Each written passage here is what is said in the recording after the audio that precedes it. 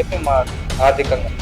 ఎందుకంటే ఇప్పుడు తిననీకి లేక ఈఎంఐలు కట్టనీకి చేతగాక అప్పుల పాలయ్యి అవమానాలు తట్టుకోలేక కొంతమంది కుటుంబాలతో సహా సూసైడ్. నమస్తే, welcome to today IT news. నేను మీ జర్నలిస్ట్ రాజన్న. ప్రస్తుతం మనతో పాటు Jai Bhim auto union president CH Mallikarjuna గారు మన ముందున్నారు. అసలు స్టూడియోకి ఎందుకు రావాల్సి వచ్చింది, దేనికోసం వచ్చిండో ఒకసారి ఆయన మాటల్లో అడిగి తెలుసుకునే ప్రయత్నం చేద్దాం. సార్ నమస్తే. నమస్తే సార్. ఎట్లున్నారు, బాగున్నారా? బాగున్నారు సార్, మీరు బాగున్నారా? బాగున్నారు సార్. Sir okay.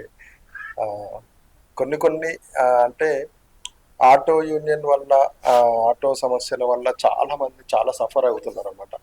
ఎందుకంటే అడ్డాలు ఉంటాయి వాళ్ళకి, ఒక ప్లేస్లో అడ్డాలు ఉంటాయి.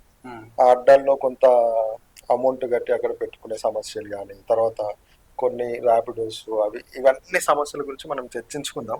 మీ మాటల్లో మీకు జరుగుతున్నటువంటి సమాజంలో నష్టాలు ఇవన్నీ కూడా మనం చర్చించుకుందాం సార్.